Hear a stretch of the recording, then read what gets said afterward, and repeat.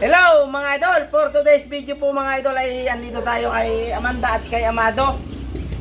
So nangitlog na nga po pala siya kanina. Ayan po mga idol.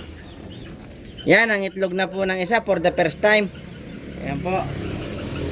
Si Amanda ay nangitlog na, ang asawa ay si Amado. So bali mga idol, nandyan paghapon ang sikat ng araw.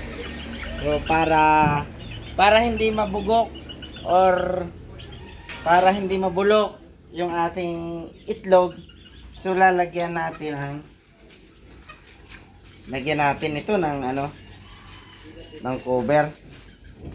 Kasi pag bandang 1 o'clock, 2 o'clock ng hapon, dito po yung araw, so i-avoid po natin na masikata ng araw yung itlog ni Amanda. Nang itlog na po kasi si Amanda. Ayan. First time ko lang po nag-alaga ng ganyan mga idolo. First time po. Hindi ko po alam kung ilan ang magiging itlog niya. Kasi kauna-unahan ko pa pong mag-alaga ng ganyang manok. So usually po ang inalagaan ko ng mga manok na Texas.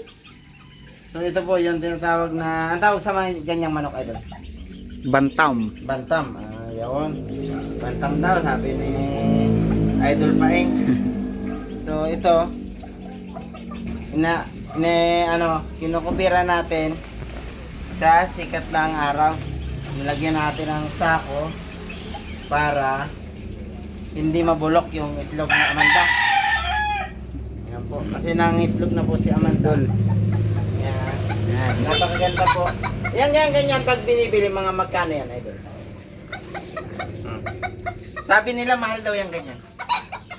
O idol, isang itlog. Yan. Bali mga idol, bigay lang sa akin yung tandang bago yung babae. Nanghiram ako doon sa kaibigan ko. Ayan, so ito na nga. Ang alam ko mga idol, ito'y parang wala pang similya or wala pang laman yung loob niya, parang hindi siya mapipisa kung halimbawa kung lumiblim siya. Pero ilalagay pa lang natin to rin dito sa parang pangati. Tawag sa yung pangati para balik-balikan niya yung kanyang pugad So ilagay pa rin na may tanda naman may dumi. May tanda kaya pag naka-3 itlog siya, pwede na nating tanggalin to. Or isama na natin kung maglimlim. Baka pipisa. Ayan. So hanggang dito na lang po mga idol at pag marami ng itlog, video ulit namin po kung hanggang sa mapisa yung itlog ni Amanda. Ayan, thank you for watching mga idol. Thank you.